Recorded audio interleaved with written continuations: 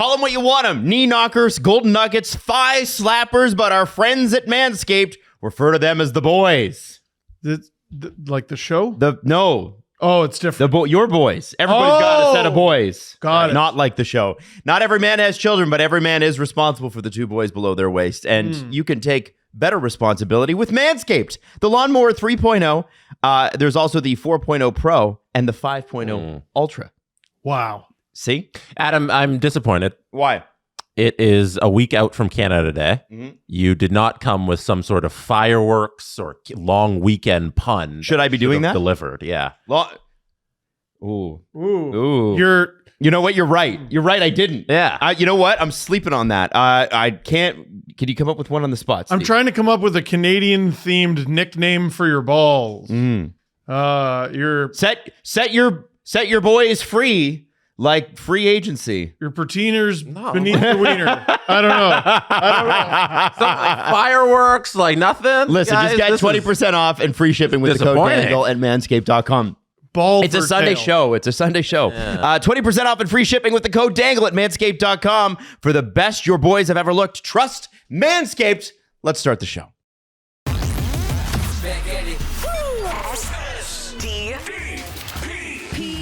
The Steve Dangle Podcast with your hosts, Steve Dangle, Adam Wilde, and Jesse Blake. Let's go! I just want to remind you that the long-awaited interview with Filip Hronek and Alan Walsh about the Filip Hronek negotiation. I don't think this has ever been done before, where you get to ask the agent all about the negotiation and the player's market value and why they signed in Vancouver and all that stuff. That's coming out tonight. Whoa! Is it? Yeah, isn't it? I don't know. Oh, I thought it was coming out tonight. I thought it's that coming would be out news to me. soon. That's news to Jesse, so it'll be on yours. I thought we had agreed to Sunday, and maybe I was wrong. Well, do you want me to read out what I sent yesterday? About what did you say? programming? Sure. I think it's Programming good schedule. So, okay. Without knowing when Agent Provocateur is going up, but it's going up soon, here's what we've got confirmed or mostly confirmed. Sunday, that's today, new Steve Dangle podcast and new CJ show. Monday, live stream for Game 7 on SDPN's YouTube channel and a cup check video after the game on my channel. Tuesday, new Steve Dangle podcast. Wednesday, we'll see.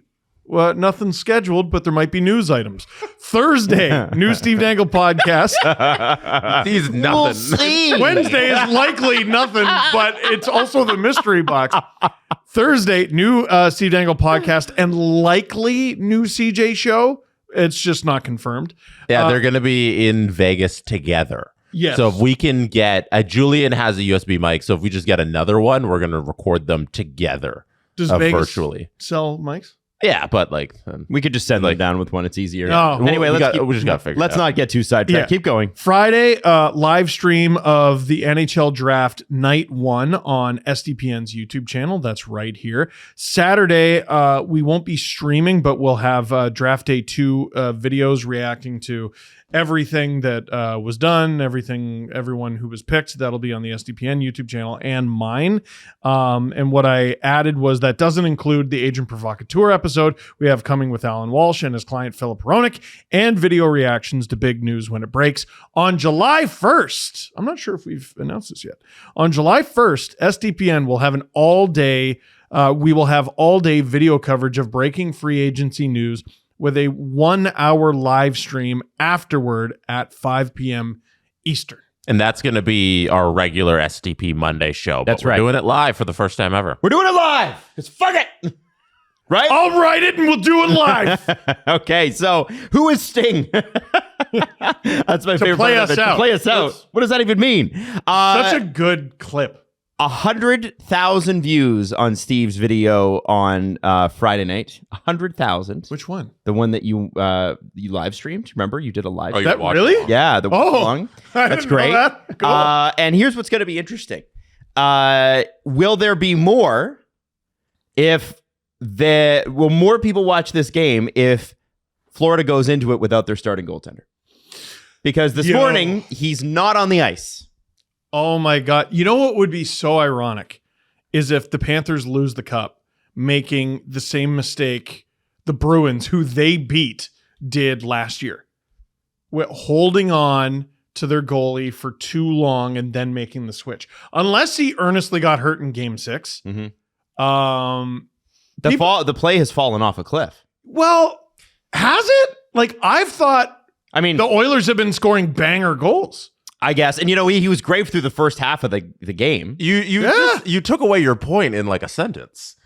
What? Like, How? They didn't, because I don't think they made a mistake, because I don't think it was Bobrovsky's fault that they lost 3 games. Well, no. So what's the mistake? I'm talking through it, though. Okay. I'm talking through it. Like, because people have been asking me, since game 4. They're like, is he hurt?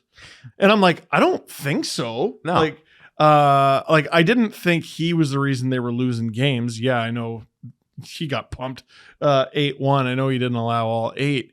But if it turns out that they held on to him, like, no matter how those games shook out, you have an injured Bobrovsky or a healthy Anthony Stolarz, who's been great for you all year. I don't think Stolarz wins any of those 3 games. No? No. Does he give you a better shot? Probably not. No. Probably not. No. I don't think goaltending has been the issue here. No. Well, the Henrique goal from, I think it was game 6, for example.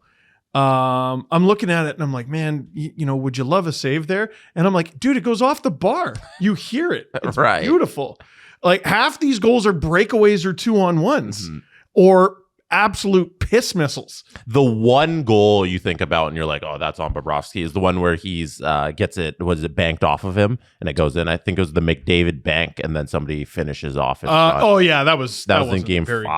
My memory isn't great, but that's like, I think about like, oh, there's one goal there, but that one goal is also not winning you any of those 3 games. No, but they're getting outscored. I think last 21 goals, the Oilers have 17 of them. The Panthers haven't held a lead since game 3. That's rough. Since the game ended where they won. That they almost choked on. Yeah, they haven't held a lead since then. The last time the Panthers scored a goal that gave them a lead, we were in Boston Pizza in Stouffville. Yeah, Like that was a while ago. It was wasn't that over a week ago? 8 days, 9 days? About a week and a half. Yeah, like we watched that live with everyone. That was never in my life would I have predicted, yep, that's the last time they would lead this series, potentially ever. Yeah. Yeah. It's insane. And you're right. I think that goaltending is not the reason that they lost the game. Remember that they went 31 minutes and 55 seconds without a shot from their forward. The Florida Panthers did in game 6. According to Michael Russo, they were visibly rattled. Afterwards. Yeah. And I think that is a first. I don't think we've ever seen this Panthers team visibly rattled about anything. No, the Oilers have. Think about it. You go into game 4 and you have a chance to win the cup, and you don't win it. And we were talking about that. I'm like, okay, well, there's one team that's completely fighting for their lives, and they don't want to be swept for the first time since 1998. And there's a team that's like, we got 4 cracks at this. 4. They have 4 chances. All we gotta do is not lose 4 straight. We got this, fellas. Crazy. You're like, we could do this. Our name's already on the cup. And then the doubt creeps in more, Yep. more and more. And then Andrew Raycroft nailed it on Twitter. He's like, that flight from Edmonton to Florida for the Florida Panthers is the worst flight in the history of the league. Those guys, dude. So now all the pressure is on Florida. Did they bring their family up, by the way, for game 6? Was there any reports on that? I assume they did. Yeah, they've been like flying back and forth and everything. And like the reason I didn't think this was possible on Florida's end is because you said we hadn't seen Florida look this rattled before. We have. Last year against the Vegas Golden Knights. Well, yeah. When they got absolutely smoked. And I thought those lessons from there carried through for the Florida Panthers through this playoffs. And I thought that was a lot of the reason they were in the position they were, was because they were there last year. You know, they went through the finals, they got pumped, and they come back this year with a vengeance, and they're in the finals again, and we're not going to make that same mistake because it's so hard to get to the Stanley Cup final. Incredibly it's hard. Literally impossible to win the Stanley Cup. And we're here 2 years in a row, and we're 1 game away. We're going to win one of these. And I didn't think it'd be possible. And it feels like a miracle that we're sitting here 24 hours from game 7. We're talking about the Panthers end of this. Like, we'll talk about the we'll get there. unbelievable Cinderella story of the Oilers. The difference last year, I thought, with the Panthers is they were never really in it. Like, it very quickly was like, all right, this is Vegas' series, and Panthers might squeak one, and Tkachuk is very obviously like half dead, and then we find out afterward actually he was 3/4 dead. And so that wasn't surprising. This one, we watched them go up 3-0. We watched Edmonton not be able to do a damn thing. And without any major injury as well, by the way. Exactly. Well, so this was the interesting thing. Because it gets lost in all the comeback talk. Think all the dirty crap from the first 3 games. Most of it was going one way, and it wasn't going against Edmonton. Bennett popped McDavid real good that one time. That was bad. And Bouchard got strangled by Aaron Ekblad, something I've never seen before. Who got Bennett? Wasn't it Kane? Yes. Kane got Bennett. Yes. And he has been, just like his team, way less effective. Fogle got Luostarinen. And he has been actually not that bad, but less effective. A number of Panthers got bad in those first 3 games. And I mean, if you're the Panthers, you take that trade every single time. So wait, you mean to tell me I got to take a few dirty hits and get 3 wins? 3-0 in the series? I'll take that. Yeah. But they have faded and faded and faded, and the Oilers have chipped away. And all of a sudden, it's starting to look like the Panthers emptied the tank. Like they emptied the tank on those first 3 games. Like the Oilers have made a lot of adjustments. The Panthers aren't able to do a damn thing in the neutral zone anymore. They've completely flipped Florida's style on their head. Like Florida can't get out of their own zone. Edmonton is just, nope, here you go. Thanks for the puck. There you go. Oh, thanks for the puck. There you go. And they're just, I never thought Edmonton would be able to park the bus the way they do these days. And they're doing it masterfully. They're overwhelming the Panthers. The second they get the puck, it's like they're already out of time. They ran out of time before they even got the puck. I've never seen, this is the strangest turning of the tide I've ever seen in a series ever. The only thing I can compare it to that I remember watching closely, because I didn't watch 2010 Flyers Bruins closely. It reminds me of 2011 Canucks Blackhawks. Okay. And what changed the tide there, and no one really remembers this because the Canucks won. Yeah, they choked on a 3-game lead, and they choked on a lead in Game 7, I'm pretty sure, and it goes to overtime, and they end up winning, so no one cares. Yep. No one cares what they choked on, they won. But if I'm not mistaken, they were up 3-0, and then Game 4, Dave Bolland comes back. And that shut everything down. The Canucks had no answer for Dave Bolland. He was a defensive stalwart center. He's just a dick. Yeah. Like he was just, his star shone so bright for such a short amount of time. But that guy was the boogeyman for a few teams. He really was, even when he wasn't scoring. And you just saw the Canucks very obviously take on an air of not again. Oh no, we're gonna lose to this friggin' team again. And with the Panthers, I don't know if it's not again, because this didn't really happen to them last year. Right. They lost in the Cup final, but like they got dominated. Right. They weren't really in it. Vegas was clearly go look at the deciding game. What was it? 9-3? They got killed. That was one of the most anticlimactic clinching games ever. It took the longest, not because it went to overtime, but because all the damn goal horns. Yep. This is now a Panthers team. You know what a few people said during the stream? What'd they say? Are the Panthers the new Leafs? And I've never quite been in this position where I was like, guys, even the Leafs have never choked like this.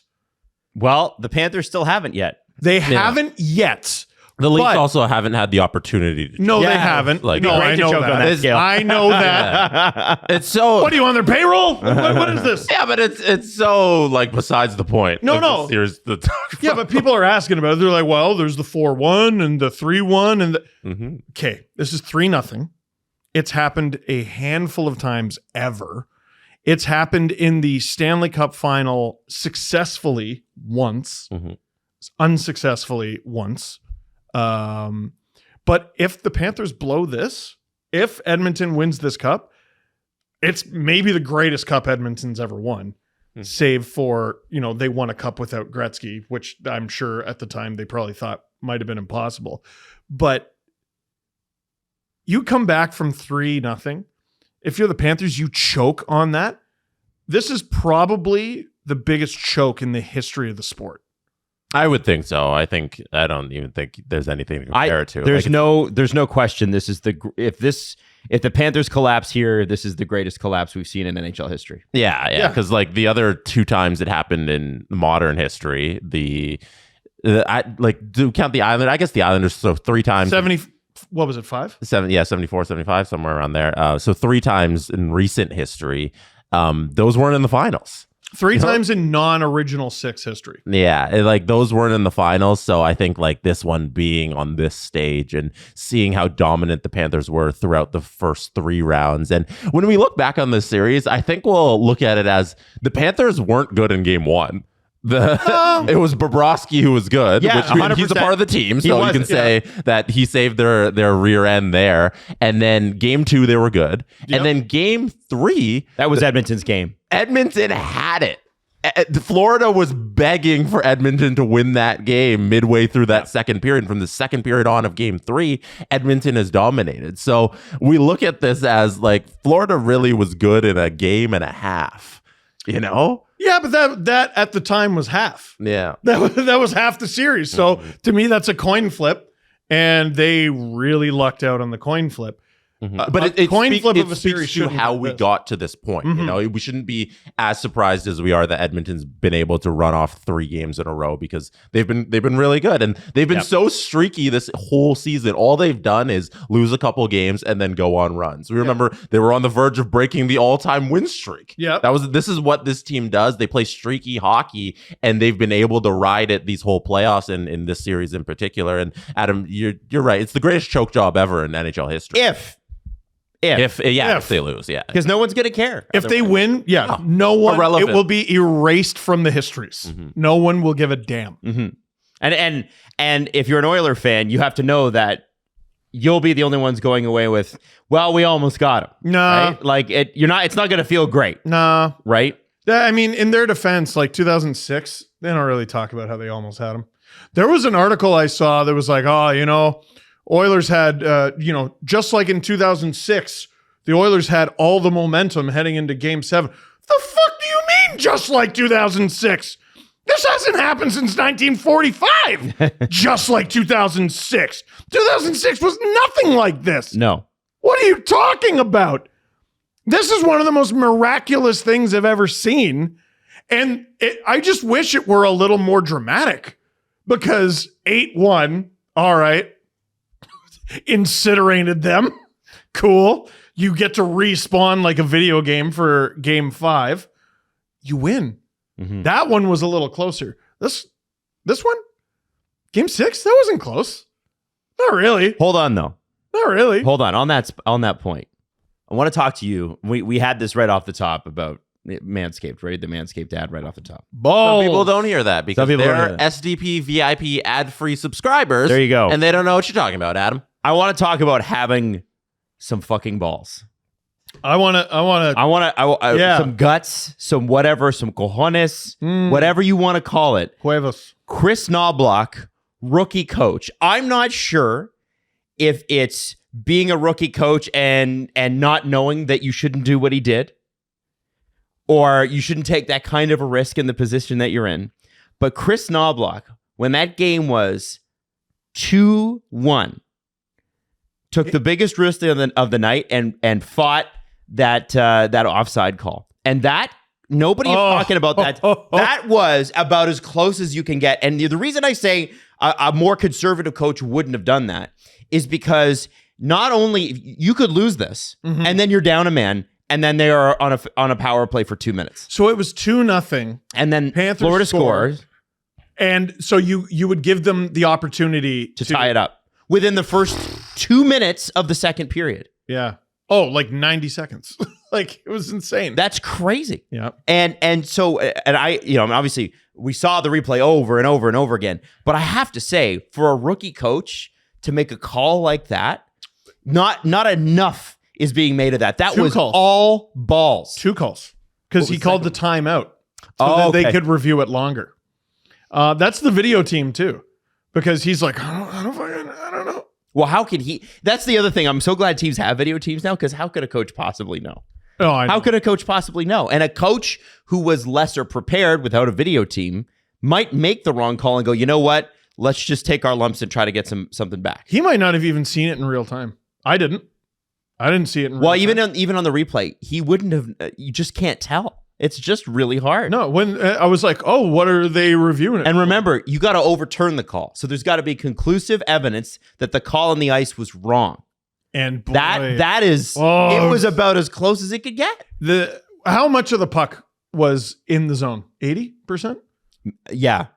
Dude, it's a hairline. And like, I'm trying to think of a goal coming back because of a player taking the puck in the way Verhaeghe did. Like he's dragging it across the blue line. Get it over, lad. Like just we see the Leafs do that all the time. No, like the Leafs kill me on that. Oh, no, they have like so that. many bad offsides because of that. Well, who was he drafted by? Well, maybe there that's where he learned it. It's a good Can't point. take the leaf out of the kid. Unless you're Hyman, then you can take all the leaf out and be like, you're a good playoff performer. No, that was it was the right call, and I missed Paul Maurice's post game. Mm-hmm. Did he say that he wouldn't have challenged it? Yeah. That's what I'm saying. You would have been wrong there, Paul. It was the right call. We can play that if you want. Because I would like to see it. I was a little preoccupied this weekend. The pregame. One though, before we play this, I want a stat I was looking at for why this was the easiest decision ever for Chris Knoblauch. Okay, I'm ready. Because I was on NHL.com and I'm sorting all the stats there, and if you sort by minimum 15 games played in a playoff round, so the team had to have gone at least 15 games deep into a playoff Stanley Cup playoffs, and you look at penalty kill percentage, the Edmonton Oilers sit number 1 at 94%. Wow. Who gives a shit if you lose that challenge? Yeah, that's right. They've allowed 1 goal. You have. No, they've allowed 4 now. Oh, is it 4? Okay. Yeah, I think it's 62 of 67, 94.1%. Who cares if you lose the challenge? You have literally the greatest, as when stats were counted for penalty kills, as of that moment, the greatest playoff penalty kill in the history of the sport. There was a time during That's no hyperbole. No. They're number 1 at 94.1%. There was a time during the show where I think it was on home ice, 55 of every 100 penalties were killed. Like 45% of the time, something like that. Mm-hmm. The puck was going to end up in their net. That's insane. So you can't play hockey that way. So you're saying, Jesse, that whether he challenges it or he doesn't, it's immaterial. 2 minutes on the penalty kill? Oh man, but there's momentum. There's momentum. Maddie, bring this up. This is the chart I just filled through the filters. Minimum 14 games. The team played that playoffs. You sort by penalty kill percentage. The 23-24 Edmonton Oilers, 94.1%. They are 2% better than the 99-2000 New Jersey Devils, who are 92.5%. Dead puck era Devils. Now, incredible stuff. Oilers Cup final. Well, this is all 15 games played in the playoffs, right? Mm-hmm. Total. Okay, I was about to be like, look at all these teams and how far they went. But you're actually arranging it by Steve, you idiot. No. All these teams went to at least the conference final. 15 games. Yeah, they played. Yeah. Wow. Yeah. Wow. Well, you could have lost in the second. Yeah, no, you would have went to the yeah. Never mind. Anyways, so Chris Knoblauch, with that team that you have, the penalty kill that you have supreme confidence, you have the cojones. Mm-hmm. The penalty kill gives him the balls to make a decision like that. there's no fear after that point. You know, you're like, who cares if I lose this? I got these guys, the 4 guys out there, and then they'll kill this if I lose it. So see how many people are involved in that decision? Mm-hmm. So there's the coach, he's got to call the timeout. There's the video staff who's got to go through it and make sure that they got the right call. And there's the assistant coach who runs the penalty kill unit, and there's the players on the penalty kill unit. All of that goes into, should we challenge this for offside? All of that. It's a team effort, like top to bottom for this team. Now I got to see Paul Maurice filling his diaper here. Yeah, here. Because I don't want to believe that Paul Maurice said what people are telling me he said, because that's preposterous. Unless he's kidding. Here's Paul Maurice talking about the CIA. I'll understand the emotion in the moment. Oh, it's CJ. Hey, CJ asked this question that went viral. Hey, shout out CJ. I'll understand the emotion in the moment, but I'm wondering now what you thought of the offside review, and did they get the call right? I have no idea. It may well have been offside. The lines person informed me that it was the last clip that they got where they made the decision that it shows it's offside. I don't have those. So the video that I got at my bench, so I was upset after the call based on what I see at my feet and what my video person looks at. There was no way I would have challenged that if it was reversed. There was no way I thought you could conclusively say that was offside. Okay. I don't know what the Oilers get. I don't know what the league gets. I just know that when I would have had to have challenged that based on what I saw, I would not have challenged. I'm not saying it's not offside. Okay. We'll get still frames. We bring in the CIA. But that was figure it out. There you go. That was we had to get that in there. Hold that I on. would have made that call. I would not have challenged. That's my point. That's my point. My original point is that I don't think a veteran coach makes that challenge. I don't think they do. I think they go, you know what? Let's just leave it. They got momentum. Let's move on. Well, and that's why I freaking love the guts here, man. He's got a legitimate gripe though. Mm-hmm. He's not saying they got the call wrong. He's also not saying they got it right. But he has not seen it. He hasn't had the time to see it. His gripe is they got the call right because they have the footage. Why don't I have it? Is it a bit of sour grapes? Yeah. Your team just lost third straight game. Yeah, on the verge of the greatest choke job in history. The way it was conveyed to me is he was like, "Well, I wouldn't have done it." Like, like as a noble thing. Like, well, I would have had more integrity. The integrity of the sport. Offsides isn't for a millimeter. Yeah, but no, like I fully understood what he was saying there. That's whoever told me that yesterday. I can't remember who it was. How dare you? You made it sound like Prison Rules Paul was a bad guy. It's probably Drew. I honestly, you know what? Probably was. It might have been Drew. It might have been Drew. I can't look this up. There was a stat floating around, and I haven't been able to verify it because I forgot to look it up. But but there was some sort of. All right, now say it into a microphone. No, I'm saying it. No, this is an easy one. What we got? Shorthanded goals. Apparently, the Leafs are somewhat close to. They allowed almost as many shorthanded goals as the Oilers have all playoffs. And at one point, people were saying that the Oilers have still allowed less goals on the power play than the Leafs have, but. I don't know if it's hard to look it up because they don't allow It's power believable though. It's believable. Not as like I assume the Leafs are garbage. It's just like, Edmonton's that crazy. 4 goals in 4 rounds. well, you don't get knocked out of the playoffs first round by being good. Oh, And I wish people would get that through their head. it is important to remind you that Oh no, Jesse, we're right there. important to remind you too that I'm taking crazy pills. the Toronto Maple Leafs had a 4% power play. In the first Jesus! round. 4%. Oh my God. 4%. No, run it back. Run it back with all the primary pieces of the top unit as well. CJ really fanned the flames of Leafs Nation on Twitter over the weekend when he talked about how the Leafs must regret letting Zach Hyman go and how that's a big regret from the organization. Yeah. A lot of people angered Steve Dangle when they came back to, hey, we don't really regret this. Also, the team's great right now. So what are you talking about? Let's run it back. Not to make it about the Leafs. It's Just say you don't watch the playoffs after the Leafs are out. Yeah, like Just say you don't watch. It's okay. You don't have to. I almost got into it with someone yesterday, and I'm like, I think I'm done justifying this take. No, that's enough. No, you justify it to me. They keep losing. You justify it to me. why they should run this back. Yeah, I think that's fair. Well, I'm done pitching this. Now, Dude, you lose 7 out of 8 series. It's a foregone conclusion that you're breaking it up unless you give me a good reason why they shouldn't.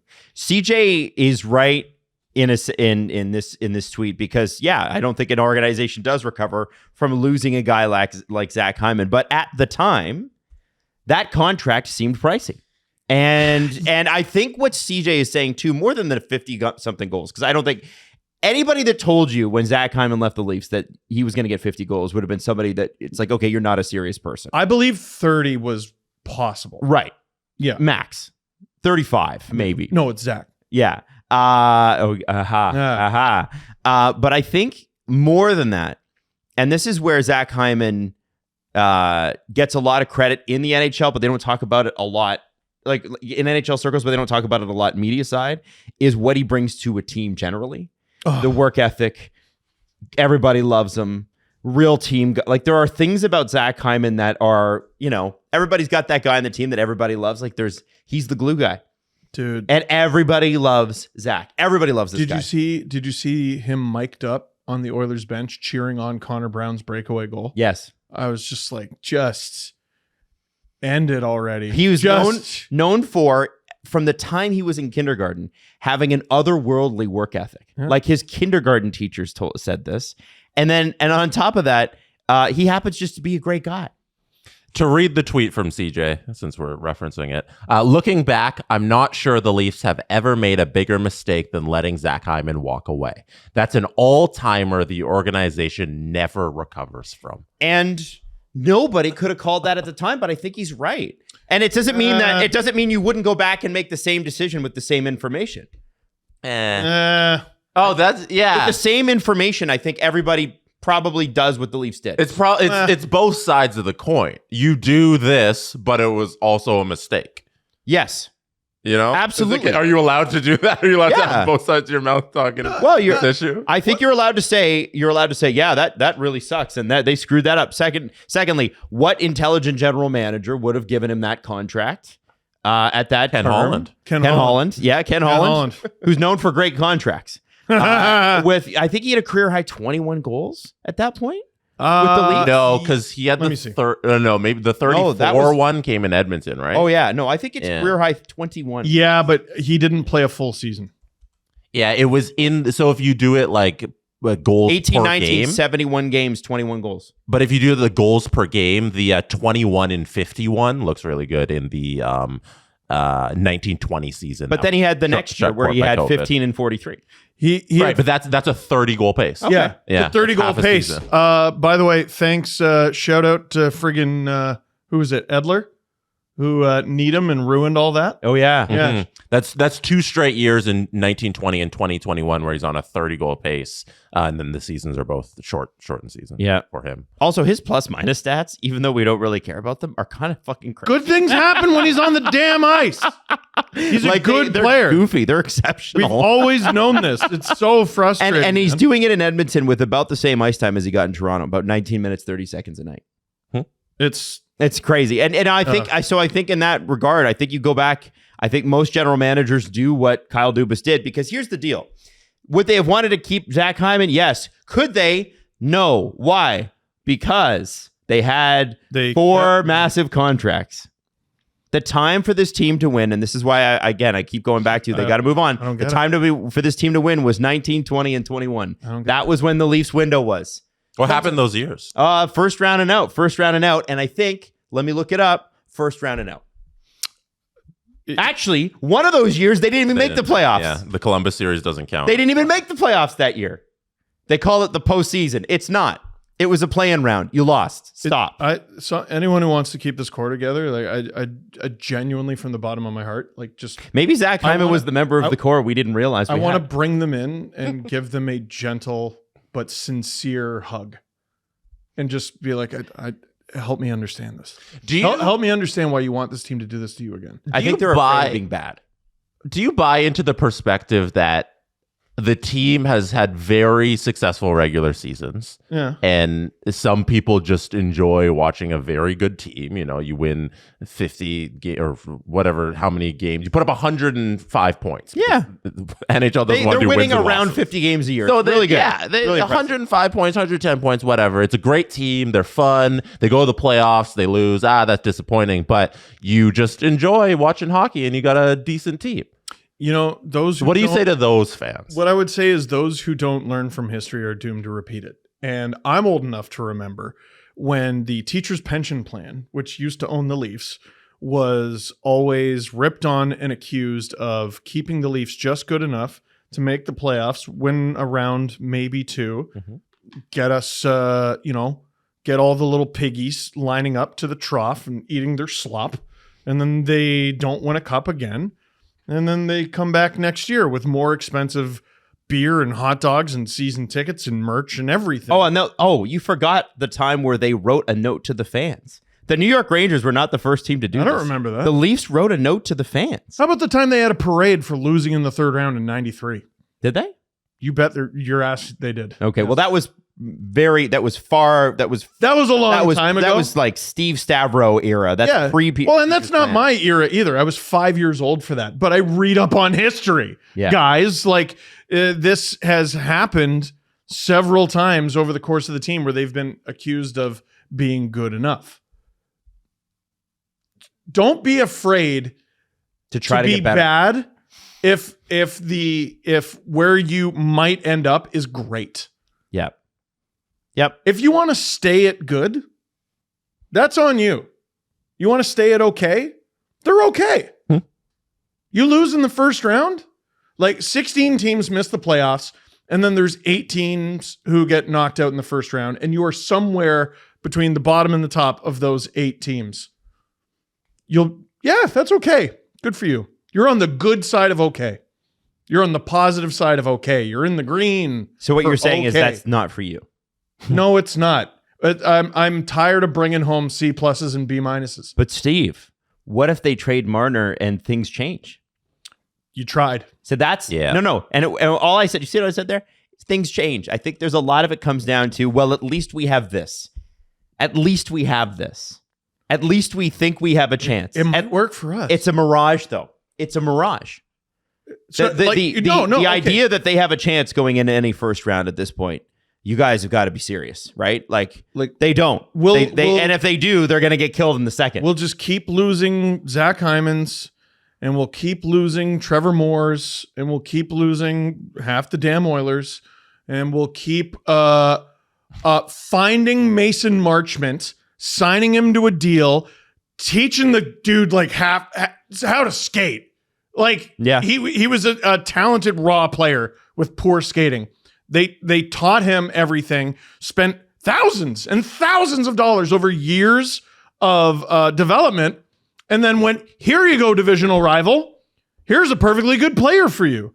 And now he's making millions of dollars in Dallas. Justin Brazeau, we're going to scout this kid. We're going to roll out the red carpet. Everyone wants this kid. 6'5". He's got over 60 goals in the OHL. Everyone wants this kid. And we won the bid. We won the bid without even having to give him an NHL contract. That's how good we are. We're the Toronto goddamn Maple Leafs. And we're going to spend years and thousands of dollars and time with our experts and resource experts who we painstakingly took from the farthest corners of the world because we have the best team hockey can buy. Best people hockey can buy. And we're going to teach this guy, here's how you be 6'5" and score 60 goals, but also move. And here, divisional rival, you go ahead and take him because we just let him walk. This is just going to keep happening. Well, I don't think it will. But let's get back to... No? You don't think it will? I don't think it will. Based on what? Because you they're have going to make sell a it to trade. me. Because they're going to make a trade. So it's not going to continue. Well, the Marner's gone, guys. I don't know how many times I need to say it. They're moving on. It's over. They got a week. You're saying that very definitively. I think it's over. I really believe it. I thought Shanahan was truly fired, believe it. and he's not. You got up this morning. It was Sunday morning. What was the first thing you drank? Jesse Blake. It matches your shirt in color. Oh, yeah. AG1. Wilson? No, AG1. You I drank a tennis ball. He drank tennis balls. Yeah. No, he drank that. And why, Jesse? Because of the prebiotics, the probiotics, the B vitamins, the magnesium, the folate, the vitamin C, which is Me don't know what any of those words mean. Me just know that I get all my nutrients through AG1. I'm stupid. Like, I don't know what's going on. how far did you get in science in high school? As soon as you could drop science, I dropped it. I'm not good at science. All I know is if I drink AG1, it's like the best multivitamin you could take ever because I just get all the nutrients and vitamins that I need for the day. And I don't know all the science behind it and all that stuff. It just makes it easy for me. And that's why I take it. I like that. All right. So listen, AG1 has got a great deal for you. If you want to take control of your health, it starts with AG1, and you can get a free 1-year supply of vitamin D3K2 and 5 free AG1 travel packs. Jesse brought one in a few episodes ago. With your first purchase at drinkag1.com/STP. That's drinkag1.com/STP. Check it out. But I want to go back to Florida here. Yep. And I want to go back to Edmonton. Mm-hmm. Game 7 tomorrow. I do want to say that I said Oilers in 7. I think I had Panthers in 6. So I'm the only one, I think, on this panel who's still in this, right? I had Oilers in 6. Adam had Oilers in 7. Steve had Panthers in 6. Yeah. Damn. So Damn. now we make the final game prediction because we got to get it. Nah. Well, I need to know. What do you mean, nah? I don't. I've been Tell so me who's bad. I've gonna been win this so game. bad at predictions these playoffs. That doesn't matter. Who cares? It's just You know who's prediction. going to win? The referees. Yeah. Tomorrow night's going to be a big ref night. Jesse. A linesman's going to make a bad call from the other end of the ice. He's going to fake drop the puck a lot. He's going to be like, everybody's watching. Watch me kick this guy out of the face-off circle. Mom and Dad. Look, Now- Mom and Dad. Big drop of the puck, Mom and Dad. Look, it's me. All right. Now, anyway. wait. Okay, let's make a prediction on this before we do a final score prediction. How many fake drops? Well, what's going to happen in terms of penalties? And I'm not going to do an over-under for penalties. I'm going to give you 2 options because there are only 2 options. Give it to me. Number 1, both teams get exactly 1 power play in the first period. Number 2, one team gets 1 power play in the first period. The other team gets 1 power play in the second period. There will be no third period penalties. I think that's the most likely. The second one? Yeah. Okay, so you're on the side of 1 in the second period, 1 in the first. Yep. Jesse, what do you got? I think we get a third period power play. You are nuts! Yeah. You're out of your mind. You know Jesse. why? Because I was watching the Steve Dangle stream. I was in there for all right. 2 hours and whatever. And there's one point where you said there's going to be no more penalties. And then somebody on the ice took a dumb penalty that was so egregious the ref had to call it. Was it Stenlund, I think? There was in the third period, there's Derek Ryan high sticking, Stenlund interference on Draisaitl, and then a couple of misconducts at the very end. So there was 2 power plays in that third period. These 2 teams, I mean, I don't want to discredit how they've gotten here. They're violent. These 2 teams are filled with guys who take dumb penalties. Yes. And they've done it consistently these playoffs. Whether it's, I'm not going to throw guys under the bus. Somebody on the team, somebody on either of these sides is going to take, I think, a third period penalty that's going to be so bad, the ref has to call it. And they're going to hate themselves for having to call it because no ref wants to call a third period Game 7 Stanley Cup final power play. So there you go. Okay, that's my prediction. Jesse, do me a favor. Yeah. Can you go... The last Game 7 we got was 2019 Blues Bruins. Forget the final score. No one cares about any of that. I want to know overtime, right? No, the Blues spanked them. What was the last overtime Game 7? Because we had one. It was like overtime Game 7 in the final. It was like in the 50s. Oh, okay. Like Maybe that. I'm just thinking about cup clinching overtime. Cup clinching. I'm distracting. Good. Continue your point. Well, anyway, Game 7 overtime, Game 7 Stanley Cup final. Last one was 2019 Blues Bruins. I want to know how the penalties shook out in that game. You're gonna laugh. Oh no! You're gonna laugh. No way! It was just 1. Colton Parayko. You bum! It was over the glass. It was a call. that they had to call. It wasn't something. It wasn't an infraction on another player. Colton Parayko at 7:57 of the first period was called for an over-the-glass penalty, a delay of game penalty, and he got 2 minutes. And that was the only penalty they called because no infraction on the ice took place in the rest of the game, guys. Right? Nobody committed a penalty on another player. I absolutely Steve, you nailed this. I nailed it. Now I'm trying to think of the last one. Wow. What was the last? The last Game 7 in the Cup final before that, I think, was 2011 with Canucks, yeah. Canucks and Bruins. Yeah. Look it up. Let me check this. Look it up. So- They're not calling anything, Jesse. I will was- die on this hill. They're not calling anything. What was the last infraction on a player in a Game 7 of a Stanley Cup That's a final? good question. Let's see if Here's it's the deal, Bruins. though. I think that these, you go back all the way to 2011. This was less of a concern back then. We hadn't figured it out quite yet. What do you mean? Well, because back, we really didn't talk about Like the game refereeing in the management? playoffs No. until it was like, oh, wow, this is really bad.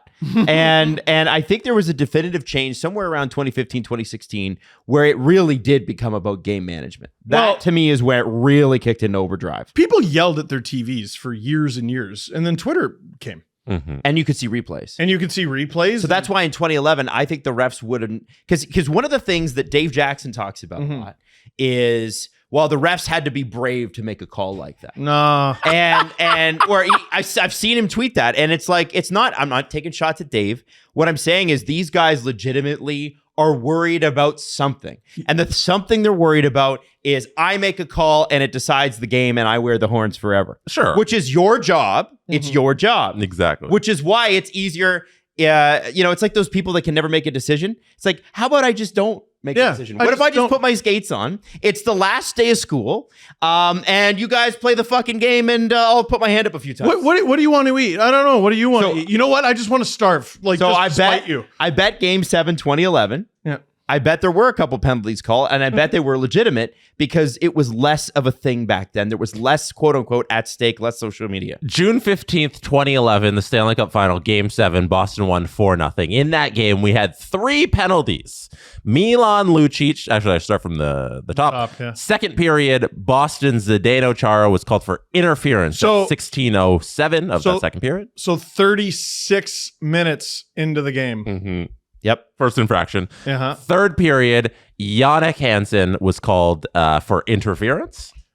And then at 11:34, the most recent penalty called for an infraction on another player, Milan Lucic, was called for hooking at 11:34 of the third period of Game 7. What was the score when that penalty was called against the Bruins? Because that's important. Scroll. It was 3-0. It was 3-0. 3-0. There's nothing to lose. You're a little braver making that call because it's 3-0. Adam, you know what screwed it up for refs? Because for years and years, we yelled at our TVs. What screwed it up for refs was not necessarily the dawn of social media. What screwed it up for refs was proof. Now we have proof. The quickest, most easily accessible proof in the history of sports. That's why we think they're bad. The GIF is their worst nightmare. Worst nightmare. You think about when Twitter switched from TwitPic and YFrog to having a native player that was right on the screen so you could see the drop down video. Yep. People were complaining about it at the time. I don't want Twitter to become my YouTube. I remember people used to say that. And I'd be like, you just wait. You're going to like the video thing. And here we are liking it. Here we are liking it. It's those videos in real time. It's the tic-tac-toe Mars that are grabbing every clip from every game and throwing them up and whatever. That is the stuff that drives people crazy now. And here's the thing. You can see it as many times as you want. You might see that replay once if you only had access to the broadcast. Here's them being wrong. Here's them being wrong from the side. And you don't even have to have watched the game to go, man, that's wrong. Yeah. Look at that. Right straight to my phone. There will be 2 penalties called, one in the first, one in the second. From a phone up into space and down onto my phone again. Here it is being wrong forever. I wish I could bet on this. Penalties? I would throw $5 on tomorrow night that we get a third period penalty. Wow. Yeah. That's if that was an option that somebody allowed me to bet on, I'd throw $5 on that. Game 7, Leafs Bruins. Like that's a game 7. Mm-hmm. How many penalties were there? Dude, do you want to keep? Cup final, you want to keep playing the game? No, we don't gotta keep playing it. Yeah, we don't but like Stanley Cup final, game 7. Mm-hmm. This is the final boss of legal murder. You can do whatever you want. Mm-hmm. And there will be one. My final bet. Yeah. One call in the first for one team, one call in the second for another team. That's it. Okay, so that's you're locking it in. Yes. Can I put an asterisk? No. No. Bullshit at the end of the game where they take them both. Yeah, that doesn't count. Okay, no, I laughed at you too. Okay. Quickly. Yeah. Yes, that's a good asterisk. Yeah, asterisk. They do some bullshit and they take them both, which doesn't result in a penalty for any or power play for anyone. That doesn't count. At the end of game 6, there was 2 misconducts called. Like those Doesn't count. We're not counting those. Doesn't count. No, 100% agreed. Adam, what is your final prediction on when the penalties are doled out in game 7? Penalty in the first, and it will be against the Oilers.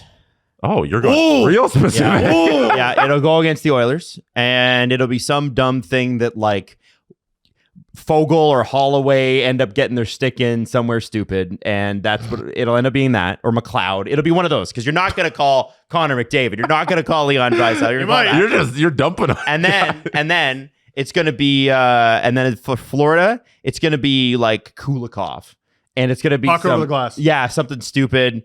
I think it'll be a legit. No, you're talking call. in like infractions. It'll be like a Cross-check to legit, the like net. he tried to lift his stick and tapped his hands. So it's a, what do they call that? They call that like a slashing, even though when you're going up, like interference, tripping, like it's weird. Like, Sometimes it ends up as a high stick. yeah, which is bizarre. Slashing, hooking, high stick. It'll be one of those Stick infractions. sticky things. Tripping. This is why I remember 2012. Adam Henrique was in this series. This was the last time that a team forced Game 6 after being down 3-0. The Kings and Devils. Steve Bernier of the Devils hit one of the Kings, I don't remember who, from behind in the first period. And he got 5 in a game. And like I remember, like it was early days of Twitter, but like one of the arguments was like, okay, but they're breathing. Like, dude, this is an elimination game in the Stanley Cup final. You're kicking someone out 5 in a game in the first period. Yeah. Are you serious? That's what, like that Fogle one where they called the penalty on Lusterine, and I'm like, well, it is game 1. Yeah. Game 7, you can take a guy's head half off. And I think you'll be A-okay. Absolutely. So My prediction, your prediction. I also get to play in the game, is 4 total penalties. I think at least one of them comes in the third period. Okay. All right. 4 total penalties. Now, are they tied 2-2 or is there 3-1 on this? Oh, that's a good question. I think it'll be 2-2. Okay. I think they'll even it up. Yeah, 2-2. But I think one of these teams. What period gets a double penalty call? The second. Okay. Yeah. So 1-2-1. 1-2-1. I like that we're breaking this down on this level, by the way. I'm still going to ask you guys, give me your prediction, team that wins and the score they win it by. Who wins the cup, guys? It's down to the last game. Jesse and Steve, I'm sticking with mine. I'll go first because I'm the one that's actually on track with the 7-game prediction. Oilers, I think they win, and I think they win 4-3. Just like the games. They'll win 4-3 in the series like they win 4-3 in the game. That's what I think. Oilers, 3-2. Game winner, his 71st of the season, scored by number 18, Zach Hyman. Oh, I love that. Better if it's CC, but okay. The total goals thing is very funny. Yeah, I called it. Zach Hyman. I called it. But like, Yeah, Zach Hyman having as much or more goals than Matthews this year. It's funny. It's funny. Yeah. And I'll give Zach Hyman the edge. His goals, the back half of his goals happened at a more important time. Is it like playoff suspensions where goals are times 2? You know, Well, like yeah. a 1-game suspension is really a 2-game regular season suspension. I think if you could perform in the playoff, to me, it does matter more. Goals matter more. So if they are tied, give the edge to Hyman. If this is a stat, it's not, but it's fun anyway. Anyway, so Jesse, give us your prediction. I picked Edmonton to start the series. Okay. I flipped over to Florida after they went up 3-0 because I thought that was, hey, this thing's going to be over any day now. This is very obvious. But I will pick the result I want to see and my original pick of the Edmonton Oilers. I think they get it done tomorrow night, and we get the greatest choke job in NHL history and the most dramatic comeback, because we're focusing on the choke, but it's also the greatest comeback in NHL history, and that'll just cement McDavid's legacy. Like, put him in the Hall of Fame on Tuesday if you want. I think the induction ceremony or the Hall of Fame night is on Tuesday night. Put him there, build his bust right now. 1,000 points next season. Yeah, like, it's going to be unbelievable if this thing gets done. So I'm going to say a 4-1 Edmonton victory. Oh, wow. Okay. There's something I want to spend a little bit of time on, and I'll give you some time to pull this up. Can you pull up the 2010 series between the Bruins and Flyers? Mm-hmm. That would be the Eastern Conference final. No, semifinal. The reason I bring this up, I don't know if Panthers fans know exactly what they're up against here. Here's what they're up against. They win the game. They win the Stanley Cup. No one remembers this choke. No one remembers the Cinderella story. It is just, we won because we should have won. Hooray, F you. We are on the cup forever. Here's our first ever cup. We're going to have a boat parade and you can kiss our ass. I got it here. What do you need? If they lose with the biggest choke in NHL history, I don't think they quite understand how hard it's going to be to erase it. The Bruins did this. Mm-hmm. And it was still lower stakes, but they did this. In 2010, the Bruins played against the Philadelphia Flyers. The Bruins won Game 1, 5-4 in overtime. Game 2, 3-2.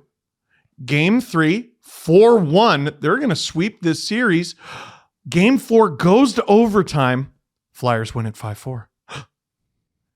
Okay, it's okay. We'll get them next time. Game 5, Flyers win 4-0. Okay, goes to Game 6. Flyers win 2-1. And then you see the Flyers won 4-3 in Game 7. Jesse, can you click on the game? Because it didn't play out where it was a dominant Flyers performance. So it's a Cinderella story, right? Well, first period, Michael Ryder scores for the Bruins on the power play. Wow. Oh my goodness. 4 minutes later, less than 4 minutes later, Lucic scores on the power play. And then we're 14 minutes into the game. The Bruins are up 3-0. The Cinderella story's dead. Except James Van Riemsdyk scores his first of the playoffs before the end of the first. Okay, there's something to build on. Less than 3 minutes into the second, Scott Hartnell scores. Less than halfway through the second, Danny Briere scores. He ties it. And on the power play in the third, Simone Gagne scores for the Flyers. They win in 7. The Bruins are humiliated. Jesse, I'm going to set this up. Can you look up the series the next year between the Flyers and the Bruins in 2011? Yep. So I don't remember what round that series was in. The next year it was in the semifinal. This is what the Bruins had to do to erase it. This is what the Bruins had to do so that we didn't pick on them for this choke job. Forever. Okay.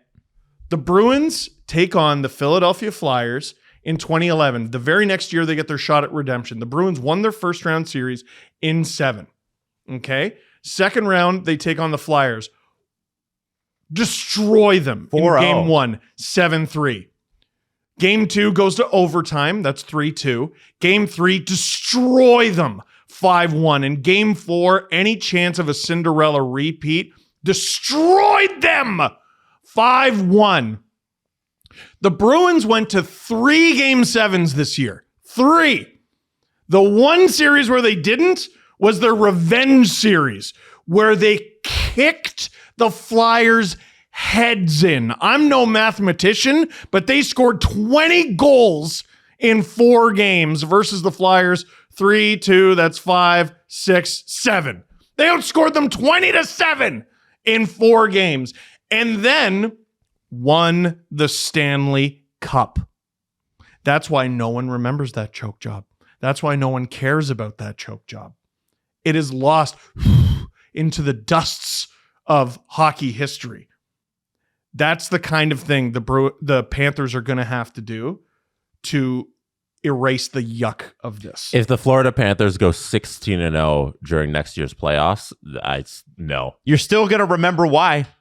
No. If they went 16-0, you'll still be like, they'd be the first team to ever do it. It's because they got their butt kicked the year before. You'd be like, wow. This thing is I don't even know. They'd still have to beat the Oilers in the final to do it. There we go. Like, I want to see them next year beat the Oilers. Do you know what kind of heinous ingredients you have to put into this witch's brew to get rid of this evil? Yeah, you have to win the cup next season. Next season, and ideally you beat the Oilers to do it. Yeah. Like the Bruins. Which is what the Bruins did. Yeah, you can't better find an antidote for what ailed them. Mm-hmm. We're going to win the cup and we're going to beat the shit out of the Flyers Along en the way. route to doing it. Yeah. Yeah. Like the Capitals, like the Penguins could have always held it over them. Yeah, but you didn't go through. Yes, we did, Mm-hmm. And they beat them in overtime and they go to the cup final and they win it.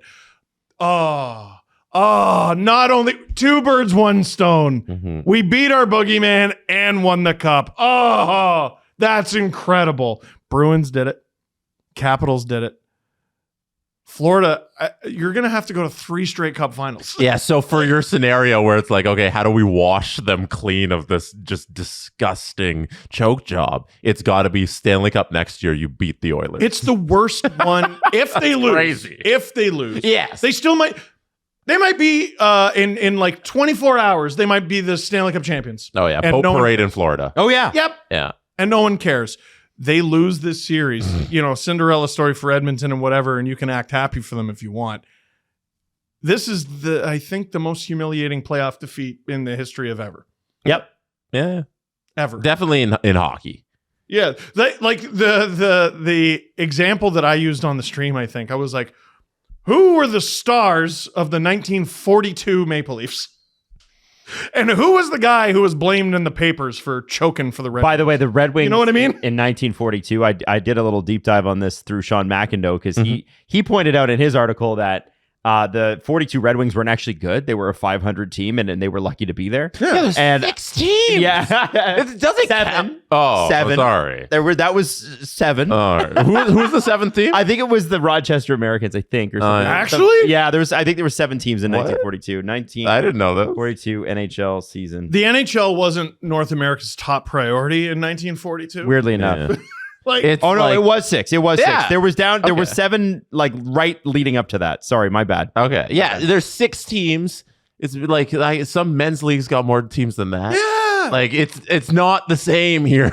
No. People. No. This hasn't happened in 82 years. Yeah. 82 years. If the Oilers pull this off. Oilers pull this off. I'm wrong. I'm looking at the wrong series. Steve's point- You big idiot. I am right. There was 7 teams in 41-42. The Brooklyn Americans. The Brooklyn Americans. So Because you need randomly to know where there's they're 7 from. teams. That's Yeah. right. There were 7 teams, Jesse. All right. I don't think that takes away from the point that, like, hey, it's a completely different level to do this in 2024 as opposed to 1942. Yeah. The only way, if you're the Panthers and you lose this, the only way to wash the stink off is to win the cup. Only Yeah. way to wash the stink Against the Oilers. off. Ideally against the Oilers. Yeah. You might have to settle for winning the cup and then like beating them 9-1 every time you play them And twice a year in the regular For season. McDavid, this is his LeBron beating the Warriors, the greatest regular season team ever. This is his Tom Brady 28-3 comeback. This is the greatest player in the sport having his legacy moment for the rest of his career. Because It's a 30 for 30. no matter if McDavid wins 4 more cups throughout his career, nothing's beating this one. No. Because nothing is going to be this dramatic. Nothing is going to be this unbelievable comeback. This could be the greatest moment of this player's career tomorrow night that we get to witness. It's an all-timer in the history of hockey. It's his golden goal. Mhm. Like, yes, exactly. Crosby had already won the cup when he scored the golden goal, but there was an element of, damn, you're not going to be able to top that. No. Like, I don't know what he would have to do in the Stanley Cup final. I guess score like Game 7 overtime. But like, You won the Olympic gold medal on home ice in overtime. Yeah. Like, that is Disney movie stuff. That's what kind of makes this so compelling is that, like, are you seeing the greatest comeback in NHL history with this one guy? And by the way, those Amazon cameras have been following around the whole time, the whole playoff. Yeah, lucky them. So we're gonna get come fall. That's a quick turnaround, by the way. We're gonna get a crazy series with all the stars, like starting in September. Yeah, pretty good upgrade from, and then they lost. and then the Leafs lost. Here's Kyle Dubas's Magna board, and we're gonna put players up there. Time to start again. All right. Well, yeah, I don't. There were 5 names that should have just been glued onto the board. That's right. Because you're never going to trade them, and then the rest are magnets. Can we move on from the finals? The last thing, we need to play an old game on the Steve Dangle podcast that we used to play a lot. It's called the NHL Headlines. And the NHL.com took it away from us for a long time because they every day on their website, on their lead story, they have a punny headline. Mm-hmm. And for a while they didn't do it anymore. And then they started to do it again that's back. So I think for game 7, we got to play the NHL headline game. So the little blurb underneath the headline is: Oilers can join 42 Maple Leafs as second team in history to win Cup after trailing 3-0 in final. What is the punny NHL headline for this article? So they're referencing the Oilers doing something that the Leafs did 82 years ago. But I worry that that's throwing us off the scent. Like, are they going to do something with 82 in it? Are they going to do something with 42 in it? Are they like... Yeah, no. Are they going to go simple, like make history? Question mark. Make history. Adams, it's simple. I think they're going Nothing simple. Too complicated here. Think about the team that they're talking about. The team from Alberta that's in the Cup final. You know, they got Oil the team Slick there. Yeah. I think yeah, like slick comeback. if you go along those lines, you'll get close. This is like record breaking and history making. Digging for history. Ed Drilling for history. Ed Miracle. Mick Miracle. But it has to be with a question mark. Albert Tough road ahead. No, I don't know. Also, they probably want to keep it as neutral as possible too, right? But it is. Go. No, this is dumb. Do it. Raise the stakes, but stakes is spelled like meat. No, it's got to be. People keep throwing the stakes on the ice. It's got to be Edmonton Oilers related. It's got to be Oilers related. Something about like striking oil. Yeah, that seems like an obvious one. Striking oil, but the L is a 7. Give it to us, Chezzy. Adam said, while you guys were just throwing out things back and forth. Did I say it? Drilling for history. Oh! He said drilling for history, and it's not correct. Oh, but damn. if you had continued down that line, you might have got it. Drilling for history and both L's or 7s? Do you want to keep going? Now that I gave you that hint? Just give it to us. Give it to us. I was like getting nervous. I was like, oh my God, he's going to do it. Give it to us. Just give it to us. The NHL headline is drill of a lifetime. All right. Close. Thrill of a lifetime. There's no way we would have got that. They went drill of a lifetime. And the fact that you said drilling for history, I'm very impressed. Close. And you get like a 1 out of 3. B plus. A B plus. Okay. Yeah. All right. Yeah. We got to have a time limit on our guessing because it goes on too long and then it gets boring. So we got to make sure it's like, you got a minute. Give me your answer. Mm-hmm. I can't wait until the Oilers win. And the headline is like, Orange, you glad we came back and won? That'd be so bad. Yep. Orange, you glad we won in 7? Is Eminem writing those? Door hinge. Yeah. Remember that? Was it 60 minutes? 60 Yeah. minutes. Where Eminem's like, you could rhyme anything. That's even an awfully orange. hot coffee pot. Oh, no. That's... All right. Jake Chychrun of the Ottawa Senators seems to be a big piece of whatever the heck they're going to do next. There was apparently multiple sources reported that there was something in the works between the Senators and Flyers on Thursday or Friday last week. There's also been rumors about Linus Ullmark and him being on the move and willing to maybe waive his no trade so long as it comes with an extension. I can't wait for, by the way, the Ottawa goaltending situation to be worth like $8 to $10 million. It's going to be awesome, dude. Okay. So, okay, go ahead. No, set up the story. No, set it up. So the story I want to ask. Set it up. I want to ask you this. Jake Chychrun, good defenseman, not a fit in Ottawa, not going to stay there long term. They're going to move him. Sure. There are Ottawa fans throwing out pieces like Travis Konechny, or mostly him from the Flyers, because what else do you want? Like maybe Sanheim, I guess, but yeah. maybe Scott Lawton.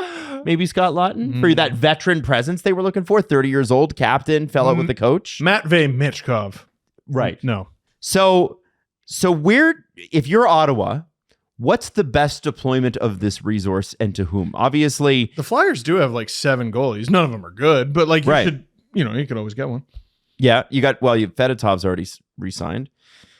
He might be good. I don't know.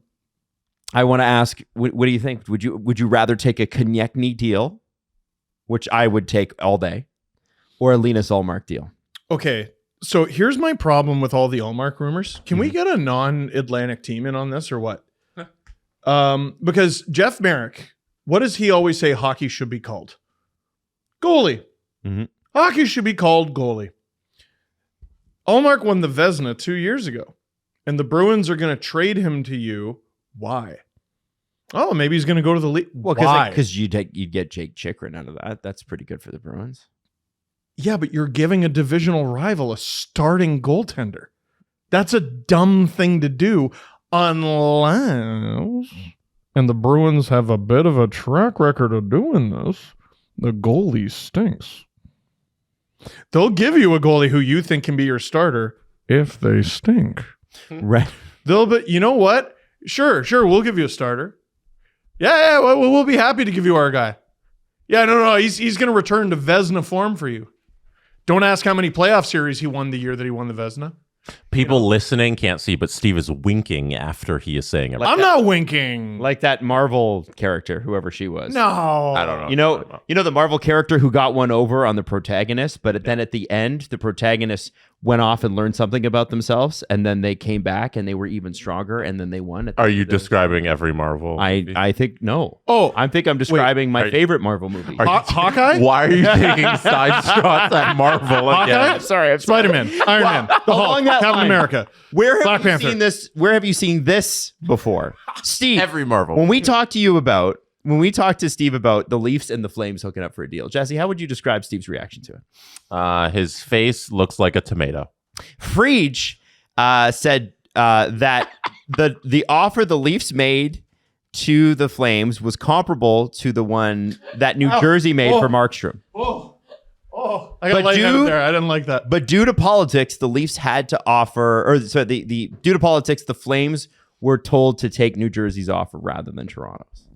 Adam, can you read that again? No. So Here, you read that the Leafs as slowly and clearly as you can. I'm paraphrasing here, so apologies to Frege. But basically, due to politics, the Leafs had to have a way better offer than anyone else's to get the deal done. What did the graphic say exactly? That's what it said. That's what it said verbatim? Yeah, but that wasn't the direct quote, but it's paraphrasing. This show's really good. No, I'm serious. If you need someone who's a student of this hockey team and just listen, we're trying to do the rest of the league, and I like to think sometimes we make good points, and I know sometimes we make bad points, and I kind of relish the moments where we get caught doing having a really stupid take. Yeah. I relish those because guess what? We have a show in a day or two where we get to make fun of it, and it's a lot of fun. Doesn't happen with the Leafs very often. You know what this quote gives me? It gives me heart palpitations. Confirmation. That's what I'm getting. No, I get confirmation of two things here. Number one, Don Maloney does not like Brad Treliving. Don Maloney's running the show there. It doesn't matter who doesn't like Brad Treliving. Like either if it's ownership or Maloney, it doesn't matter. Stop calling that hockey team. So it's a waste of your time. Number and resources. 2 is the Leafs offer was comparable to the Devils offer, meaning they weren't willing to get stupid, which I appreciate. Listen, the Leafs should be in on everyone. And if politics are the reason that we don't get a player because Brad decided after 10 years, I don't want the person above me making the call on who the head coach is. I'd rather go coach in Toronto, or I'd rather be GM in Toronto. They're not interested in doing good business. So they're only interested in making Brad Treliving look like a fool. Well, and that's it. I'm interested as a Flames fan, or for Flames fans, because it seems like that whatever the Leafs were offering for Tanev and Zadorov ultimately may have been more than what the Flames got from both of those deals. That's what we've heard. The only thing they were saying is that they weren't willing to give up the first round pick. The Leafs weren't. The Leafs were not. So the trade was comparable. It just wasn't a first round pick. Yeah.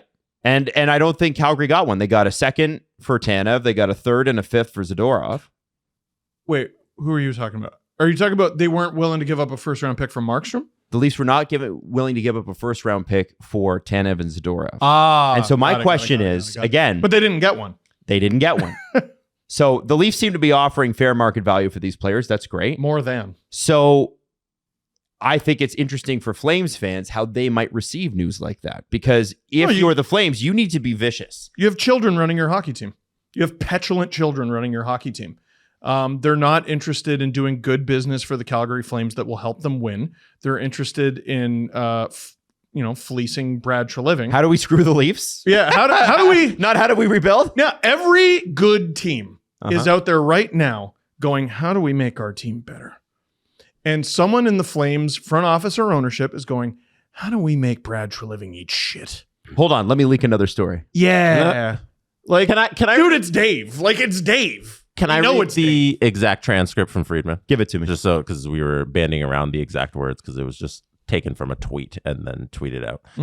So this is what he said on the Third Thoughts podcast from the transcript.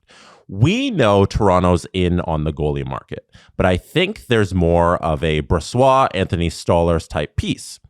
Now that I heard their offer to Calgary was comparable to New Jersey's, but I think because of all the politics there, I think Toronto was going to have to blow anyone else out of the water to get that player. I also think Markstrom, at the end of the day, preferred New Jersey most, but he opened it up to teams like Toronto and Ottawa in the Eastern Conference. But I think the Maple Leafs were really going to have to win that deal.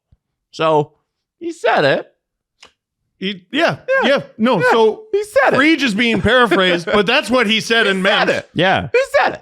Yeah, no. By the way, the Flames are. I did listen to it. But I just okay. All right. I just want to make sure everybody knew that. I was making it up. Petulant children. He said it. Petulant children. They're not interested in winning program. They're not. You can't walk out because they're no longer an NHL team, and these rules don't apply. But I think it is worth noting that the Alex Murello team lost an auction before it even went to auction. Dude, they had. Can I get up and leave? So the just from what I understand, and again, I'm not going to go too deep in it because until the Murellos are out of there, the NHL is not going back into business with these people. We will not see hockey in Phoenix in the next half decade unless he sells the rights to bring the team back. I think so the NHL is coming back to Arizona 100%, but. He will not be the owner. They will not do business with this man again. There's no shot. Nobody in the Arizona community seems to want to do business with this person. There's no shot. And the city seems to be finding every little thing. So apparently there was approval on the land to do an arena, but it was a kids' arena. Yeah, it was like a youth hockey arena. Yeah. And then there was something else about different tax rates based on an amusement park or not. And either way, they didn't have the permits for it. So the city said, we're not, like Murello's like, we're gonna buy the land. It's gonna happen. So the city said, well, no, you're not. We're gonna cancel the auction. Everything's a half measure. Everything's a grift. Everything is. This guy is not bringing hockey to Arizona. He's pushing it away. And hockey belongs in Arizona. It does. This man can't do it. Right. And I think that he will eventually, if he's smart, sell that right. Mm-hmm. And because I think if he has the option to, well, he may not have the option to, but Gary might say, you know what, this is part of my legacy, and this is if you look at Gary Bettman's legacy in his own mind, because you got to think that putting himself in the Hall of Fame, it's a big deal to him, right? No, it's The failure of Arizona comes down to him. I picked this owner. Oh, that didn't work out. I picked this owner. Oh, that didn't work out. And they moved the city. I picked this owner. Oh, crap. That owner doesn't actually have the funds. We better buy the team. I got to convince 29 other owners to buy the team. Okay, I picked this guy. Oh, no, that didn't work out. And then, you know what? I'm going to go. This is the land developer. This guy takes distressed assets and turns them profitable. I'm going to sell it to him. This is such a huge blight on Gary Bettman. Oh. And I think that Gary would call him, Jesse. I don't think he's got the right to sell. But I think if you're Morello, you're like, listen, I'm a businessman. I have these rights for 5 years. You want to give them up early, it's going to cost you. I think if I'm Gary, I probably hate Morello, like in my head and behind the scenes. And I can't even imagine. And so I'm probably like, I don't want this guy to make any more money. Maybe I'll just wait till 2031, I guess it'd be, when it's like, I can just give this to somebody who's actually competent. My favorite hockey conspiracy theory is that press conference that Bettman did with Morello was done to make him look like a fool on purpose. Yeah, Bettman like held his tongue throughout the entire press conference. Just let him go. So that people could see how incompetent this gentleman is. But I'm going to parade Dopey the Clown in front of a microphone and let him say all his nonsense. Right, but he picked him, but now Gary's recognized his mistake and wants the world to see, like, hey, this is the reason this isn't working in Arizona. It's not me. I picked the wrong guy, and now we all know that, and here's your team, Ryan. Adam's absolutely right. Yeah. Like, this is on Bettman, but he's also, I think he's 100% recognized his mistake. I think if Morello was abducted by aliens tomorrow, I think if he was and it was on the news and everything and they saw it, he'd be the first one to be like, okay, how soon after is it not poor taste to be like, so what do we do with the team? you know what I mean? Like he would very much like to not have this person involved anymore. I think he paraded him in front of the media because he knew he would make himself look like a fool, and he did. And now he's made himself look like a fool again with this land auction. Gary's trying to move on. And for all his, there was the mistake he made before Morello, and the mistake he made before Morello, and the mistake he made before the mistake he made before the mistake he made before Morello. And also the mistake but you see the point, all right? I don't got to. Wayne Gretzky's going to be our head coach. Yeah. Despite all of those things, he's recognized the mistake he's made here, and he wants to move on from this person because this person is going to fail. With the 5-year window of rights that Morello has, I wonder if, in the conditions of the sale and him maintaining the rights, because we publicly know that there are certain checkpoints Morello has to hit throughout these 5 years. Like, things have to be progressing so that in 5 years the team is ready and there's an arena. What's the checkpoint for having a building? I wonder if he fails some of these checkpoints that he relinquishes the rights in those 5 windows. I wonder if they're smart enough to put in there like, hey, in year 1, you must do this. You must have that stuff. And if you fail, then that 5-year window collapses at that moment and they get the team back sooner. I think you're right, Jesse. I think that's exactly what's happening. So that'd be awesome to see for the people of Arizona, because as long as Morello owns these rights, Arizona and hockey is not going to be successful. I want to check in with all the high-end liquor stores around Gary Bettman's house to see if there was a purchase of a very expensive champagne the day that the land auction was canceled. I don't think he's sorry about any of this. Gary, no. No, he wants this guy gone. Yeah. He wants this guy gone. Absolutely. Yeah. And I think that's the reason the land auction was so important, Jesse. I think you may raise a good point. I don't know what the contract is. I would love for somebody in NHL central office to leak it, like they leak everything else. That'd be cool. And give it to like Sarah Volley. He'll get it out there. Yeah. You know? Well, or Kevin Weeks. Yeah, Kevin Weeks would be a good one. Yeah. Like give it, and it's Kevin Weeks, and he's like, all right, guys, I got to look at the Arizona contract, and it looks like the reason Morello needed to win that is because they're going to lose the rights here quickly. Or give it to me for the right price. Sorry. Had to do it. Anyway, what currency that money comes in, Steve? Whatever one is in Saudi Arabia. do you do the conversion like first? Do you make them do it? Like, how does that work? It doesn't matter, Jesse. Money is no object. When did this become a staple of a villain? The hand wringing. When did that become a thing? Bugs Bunny's weird. I went last night on a Saturday off. Went last night to see the movie Inside Out 2. Oh, fun. Oh, And there are a few recognizable voices, by the way. I've seen Inside Out 1 is really good too. You should watch it if you haven't watched it. But Amy Poehler's in it. Maya Hawke's in it.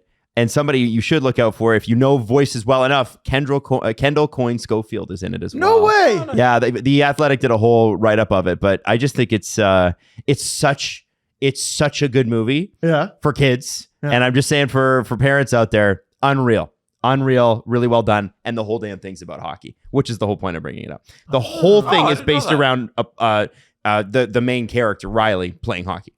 Is that why it And there's a hasn't done Canadian well? flag in it and everything too. Yeah. Is that why the movie hasn't done well?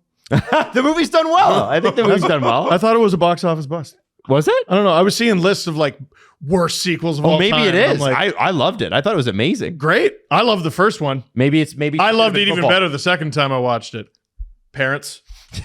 Or the 40th time you Yeah, watched. no, it's no. I'm talking to. I watched it baked once. It was pretty cool. Okay. It was pretty good. All right. Let's get to the press conference here. I think Are we good? done? Are we good? Okay, Yeah. we're done. That's Good not. for the Screw the Sunday. press. You had questions? Stuff them. Yeah. All right, first question. Steve, what's your best fake Mitch Marner trade? No, stop. To the Calgary Stop. Flames. Stop. What happens when Calgary calls up Brad for Mitch? Yeah. No. So the Flames could. So they're taking calls on Nazem Kadri. I've heard. Oh, yeah. Right. Yeah. So they're fielding two offers. It's Kadri to the Sens for Jakob Chychrun and a conditional third-round pick that can upgrade to a second. Or the ask from the Leafs is Mitch Marner, Austin Matthews, William Nylander, and their next 8 first-round picks, and also Larry Tannenbaum's underwear. All of them. Oh, I like that. Yes. I didn't expect it to go in that I do want to direction. say this before we go. One last thing. If Florida wins, Yes. or excuse me, if Florida blows this, okay, let's do this. Okay. The conditional fourth for Tarasenko doesn't become a third for the Ottawa Senators. So Good. the Ottawa Senators are cheering for the Florida Panthers right now. I bet What they is are. the draft? So it's a conditional fourth that upgrades to a third if Florida wins the cup. A conditional fourth that upgrades to a third. If So Florida- Ottawa is cheering for their 30. Oh, that's why Brady Tkachuk's at the games. Yeah. So Florida loses, Ottawa loses. That's right. So we we're should going all be all cheering for Edmonton. If you're a Leaf fan, you're cheering for Edmonton. You gotta. Poor Sens. I don't know if any teams had a worse. Well, maybe Buffalo, but Sens have had a bad run as of late. Right. Yeah. Except for in the Especially summer. last They're season. great in the summer. Listen, I hope it's a close game, but zero shade. The Panthers have to find a way to defeat Game 7 Cody Ceci. No one's found a solution yet. There you go. The Steve Dangle Podcast. Follow the guys on Twitter at Steve_Dangle, at Adam WYLDE, and at Jesse Blake. Connection complete.